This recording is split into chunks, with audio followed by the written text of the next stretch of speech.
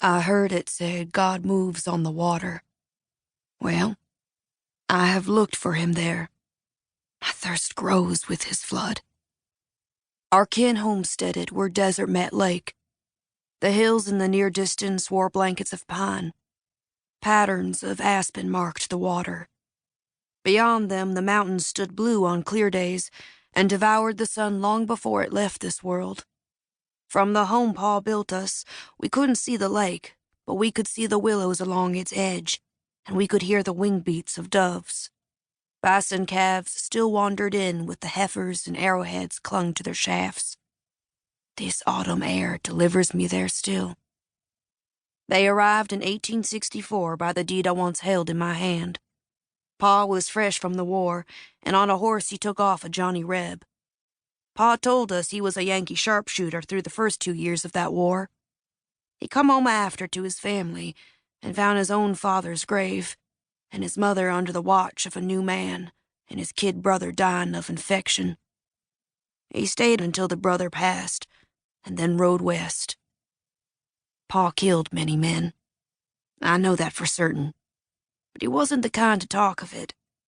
The stories he told of that war was his histories. If Pa ran the schools, pupils would memorize the names of each man killed on both sides. Ma was dark-skinned and Spanish-speaking. Her kin was at some point subjects of Spain, France, Mexico, and the United States by the time they was forced from their home by Sam Houston and Santa Anna, and the thousands of American settlers coming for what had been theirs. They fled the only direction without guns and come to settle in Kansas. Peaceful, land-rich Kansas. By the time Ma was of marrying age, the war was kicking, and the raiders come from Missouri, and John Brown come from within. And soon it was bloody, torn to bits Kansas. Her intended was shot one night for no good reason at all, and her brother who had joined the fighting returned ill of mind. Kansas wasn't Kansas no more. They rode on. She was 22 and walking with a load on her shoulders somewhere in the plains when she heard a horse gaining and turned to see Pa slowing on her. Course, he wasn't Pa yet. He was a stranger who introduced himself as Milt Harney. She said folks called her Rosa, her mother's name. I don't know what she thought of him, but I know he memorized her details. There was sweat through her dress, and flies so thick from the oxen she give up waving them off.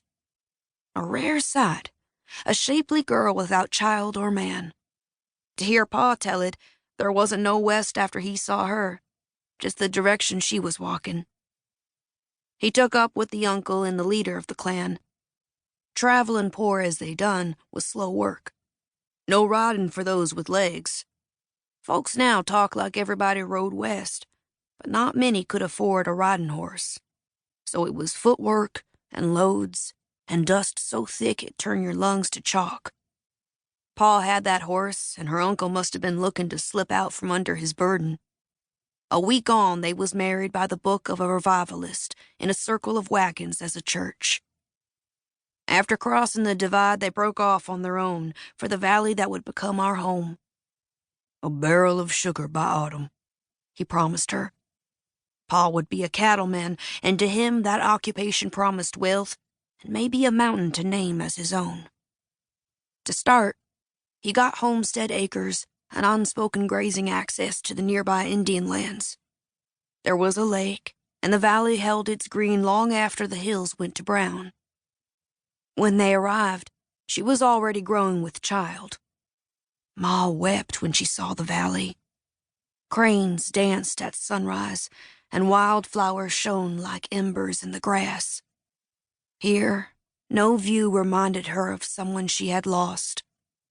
Noah come along that autumn. Noah, my brother's name. Even now I turn and expect to see him riding hard for supper. How many times did I push back the cowhide flap and see him leading a string of dust down the valley? Never late for grub, and never one to show up on a dry horse, that brother of mine. You knew him best, but you didn't know him then, before.